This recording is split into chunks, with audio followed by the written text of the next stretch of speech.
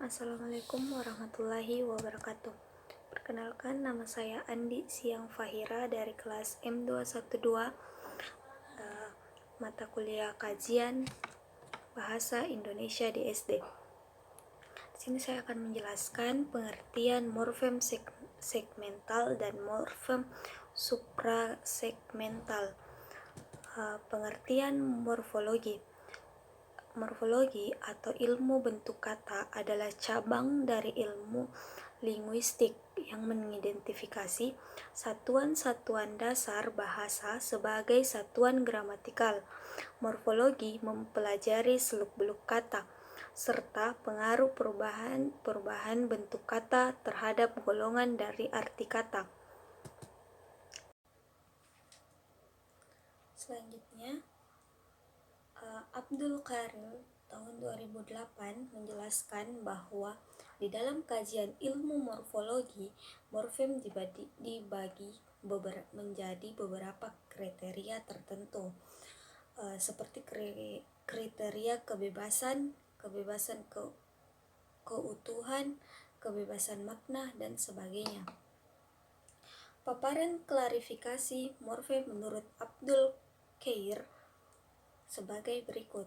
Pertama, morfem bebas dan morfem tidak bebas atau morfem tak bebas. Morfem bebas dan morfem tak bebas digolongkan berdasarkan kebebasannya yang keduanya terdapat langsung digunakan dalam peraturan. Morfem bebas dalam Abdul Qadir adalah satuan morfem yang bebas atau tanpa memiliki keterkaitan atau hubungan dengan morfem lainnya. Contohnya morfem bebas seperti pulang, merah, dan pergi. Sedangkan morfem tak bebas atau biasa disebut dengan morfem terikat, menurut Abdul Qadir adalah suatu morfem yang harus terlebih dahulu bergabung atau terkait dengan morfem lainnya dapat digunakan dalam peraturan. Contohnya morfem geletak, juang, dan henti. Selanjutnya morfem utuh dan morfem terbagi. Morfem utuh yaitu morfem yang merupakan satu kesatuan yang utuh dan unsur-unsurnya bersambung secara langsung dalam bukunya. Abdul Qadir menyebutkan bahwa semua morfem dasar, baik bebas maupun terikat, serta prefiks dan infiks dan sufiks termasuk morfem utuh, misalnya meja, tidur, pergi, dan sebagainya. Selanjutnya morfem terbagi, yaitu morfem yang merupakan dua bagian yang terpisah atau terbagi, atau dalam kata lain morfem yang fisiknya terbagi atau disisipi morfem lain, misalnya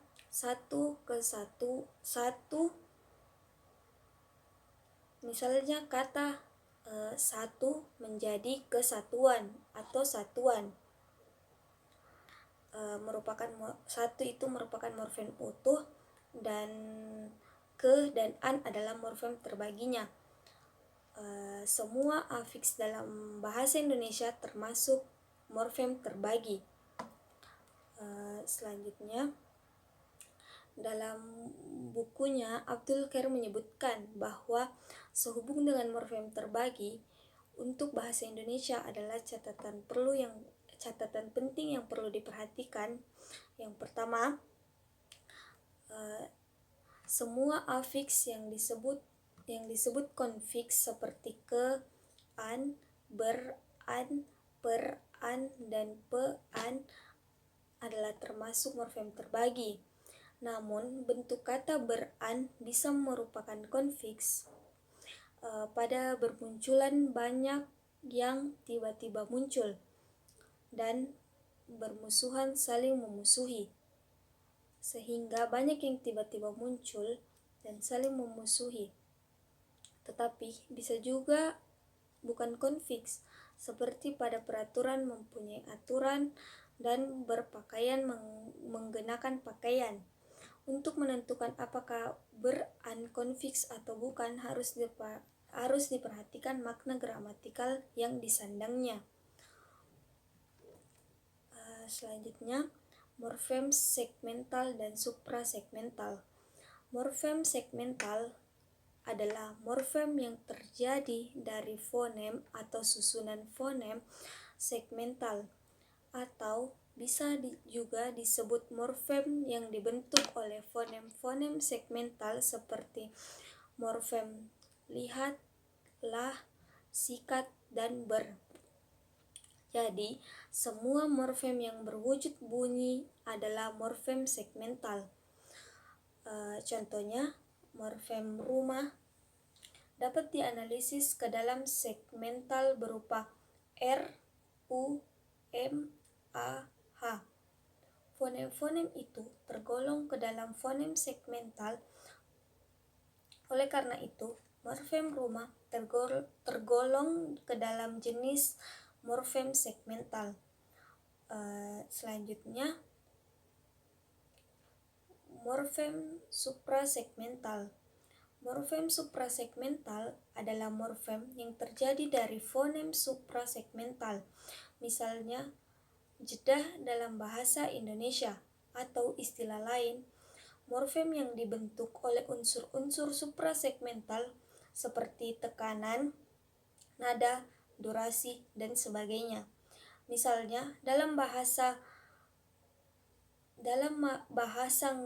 Ngebaka di Kongo Utara di benua Afrika, setiap verba selalu disertai dengan petunjuk kala atau tense yang berupa nada.